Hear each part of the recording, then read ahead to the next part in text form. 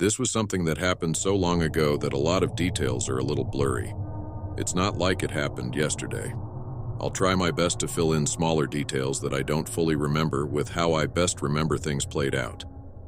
It was the last day of school. I was in the 4th grade. 4th grade was the last year in our elementary school, where kids had to be picked up by their parents. 5th graders were allowed to walk home on their own. My mom would always be the one to pick me up on the last day of school. My friend Dennis and I had a play date planned to celebrate the last day of school. Dennis wasn't in my class this year, but we had been friends since kindergarten. He was in a different dismissal hallway from me after school was over. We single file lined up and walked to the exit door at the end of the hall, where we waited outside by our teacher, Miss Blue. I waited for Dennis's dad to appear from the crowd of parents, fall in and out of the parking lot next to the doors. Then I heard my name, Tommy. Tommy. I look over and see a man waving at me as he approached. He introduced himself as Dennis's uncle and said he was picking me up. I went over to Miss Blue and said, "I'm being picked up." She asked, "Where is he, sweetie?" And I pointed to Dennis's uncle, who waved at Miss Blue. Miss Blue dismissed me, and I went with the man. He led us through the crowd and was a very quick and jittery talker, like he spoke fast and had a bit of a stutter. He was walking incredibly fast. It was almost hard to keep up with him with my backpack on. He explained to me that his brother, or Dennis's dad, was working later than expected. So he was driving me back. We got to his car, which was a dark red hatchback type car from what I remember, and it took me this long to acknowledge the giant elephant in the room. Where was Dennis? Why weren't we picking him up too? The man turned to look at me in the back seat and said that Dennis was already at his house. I was shy around people I didn't know, especially adults, and I wasn't one to openly speak my mind if I was confused. But I was very confused.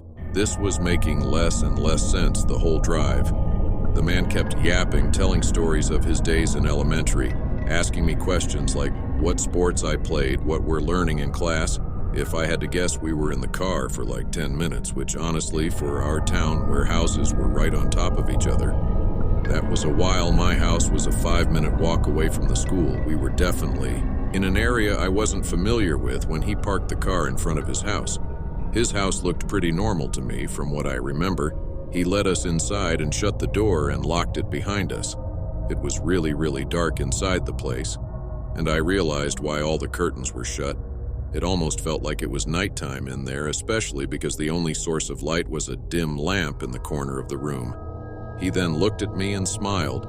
I said, "Where's Dennis?" And he started acting really jittery and nervous seeming. He said something like, "Oh, I think he's downstairs playing video games. Give me a second, wait here." He then disappeared into a nearby room, and I heard a door open and then footsteps descending into a basement. I know my heart was already racing. I knew I was in danger. I went to the door to quietly try to open it, but I couldn't. It had some kind of lock that must have needed a key, for I really started to panic now. Yet I still probably held out a little bit of hope that Dennis would be coming up those stairs, but I knew the chances of that were slim. I regretted entering that house. I did the only thing I could think to do. I went to the kitchen and found a phone hung on the wall. I picked it off the receiver and dialed 911. The first thing I said when they answered was, in a whisper, "Please come to this house. I've been kidnapped." They heard me. They acknowledged me, but I didn't say another word. I hid the phone under a towel in the corner of the room with 911 still on the line. I hurried back to where the man left me, as I already heard his footsteps coming back upstairs. Then he called my name, saying, "Come down, Dennis is down here." Then there was a pause. He repeated my name, and when I didn't answer, he came up the stairs. Foley to look at me. He asked me if I was okay. I felt so sick and I was so scared. I hated myself for walking into the situation and not being wiser. I asked in a very scared voice if I could leave, and I remember the change in his face. His fake friendly smile disappeared as he realized that I was no longer falling for this. He walked closer to me in a gentle manner until he was close enough to grab my wrist aggressively, and he started pulling me towards the basement. I screamed and cried, and he screamed at me, "I'll let you go if you stop and behave." So I listened. I went down the stairs, and halfway down the door slammed shut behind me, and I heard it lock. I walked fully down the stairs to this empty, unfinished basement with a concrete floor in 1 hour. If there was a place you'd imagine kidnapped children to go, this would be it. I heard his heavy footsteps upstairs. You could hear everything in this house. I don't know what he was doing, but I heard him walking around for a while. Then he came to the basement door, opened it, and he called down, asking if I'm hungry. I replied, no, I didn't want him going into the kitchen seeing the missing phony. He shut the door and locked it again. I sat down there waiting, with my hair in my throat, and then I heard the doorbell ringing 3 times from upstairs, followed by banging sounds, which were definitely the sounds of police banging on the door. I would refrain from screaming until I heard the front door open, but I never heard the man's footsteps approach the door. The doorbell kept ringing and I kept hearing the bangs. This went on for some time until I heard a really loud bang sound and then multiple heavy footsteps and multiple screaming voices. I started screaming for help as loud as I could at the top of the stairs, banging on the door. The door was unlocked and a police officer on the other side grabbed hold of me and hurried me outside. There were at least 3 cop cars outside. I had to tell everything to 2 of the cops outside as we waited for my parents to show up. The man from inside was brought outside and into a cop car in handcuffs. And that was the last time I ever saw him. When my parents arrived on the scene, my mom was bawling her eyes out. There had already been a hole at the school as cops were called. And Dennis's dad realized what happened. This man was a work associate of Dennis's father. When he somehow learned that Dennis's dad would be picking up Dennis and I from school.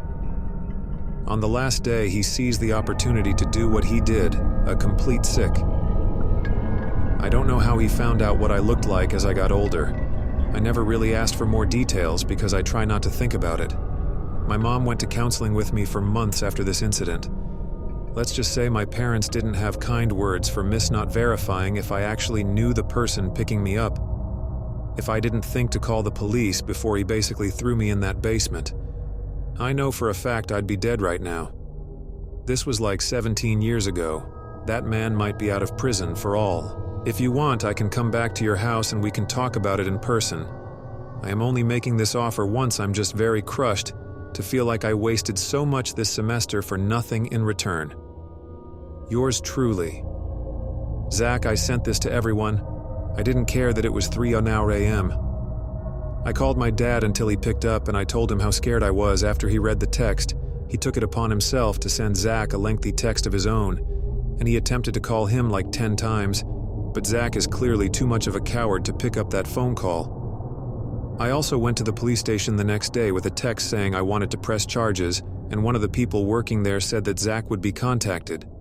Zach never picked up any of the calls from the police who were trying to get him to come in for questioning. Nor did he answer any of their text messages. Zach completely disappeared. I never heard from him again between the police contacting him and my dad's pretty scary texts and voicemails. That basement-dwelling creep probably was himself. Luckily, I never saw him on campus again or anything like that, but I can say I know what it's like to deal with an actual stalker.